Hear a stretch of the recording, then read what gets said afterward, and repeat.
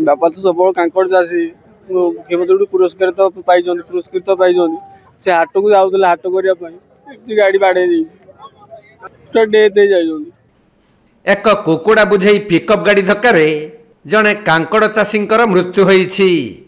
मृतक जनक हेले ढेंकानाल जिला कामाक्षानगर थाना गालुकाटाणी ग्रामर जलधर साहू।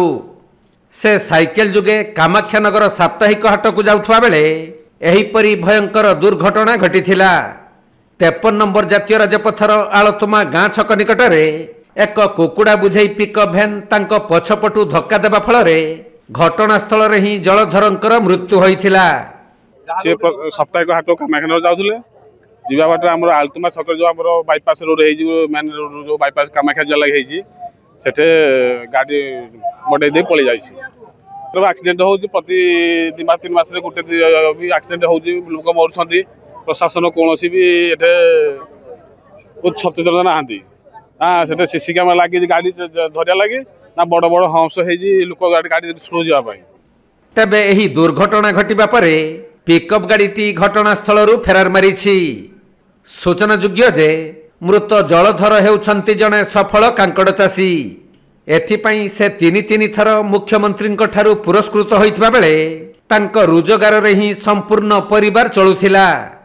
तेणु क्षतिपूरण दाबी करी लोक माने रास्ता अवरोध करिबारु रास्तार उभय पार्श्वरे शह शह जानवाहन अटकी रहिथिला। परे घटनास्थल रे कामाक्षानगर उपजिल्लापाल तहसीलदार एसडीपीओ एवं आईआईसी प्रमुख पहुंची उत्त्यक्त लोकंकु बुझासुझा करिबा परे रास्ता रुक हटिथिला। बारंबार 3-4 एक्सीडेंट हेलानी प्रशासन यार किछि दायित्व नोनी। 3-4 रास्ता एकाठी होउची लोक मान जते सतर्क हेले भी सुधा गाड़ी वाला स्पीड रे आनिकरी एक्सीडेंट लोक बाडे देकि जाउछंती। लाग लाग सारे प्रति सप्ताह रे 2-3 लखा होउची। यार व्यवस्था किछि होउनी। बर्तमान आम प्रति बहुत विपद। आम जते सतर्क हेले भी गाड़ी वाला मानु ना रास्ता 3-4 एकाठी हेजी गोटे रास्ता जॉइंट हेजी।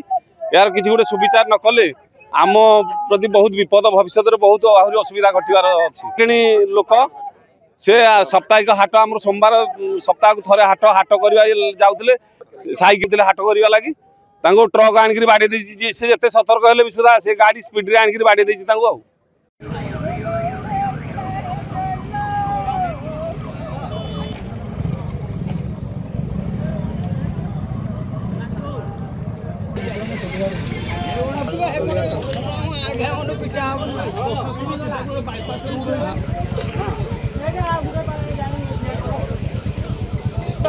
Hello.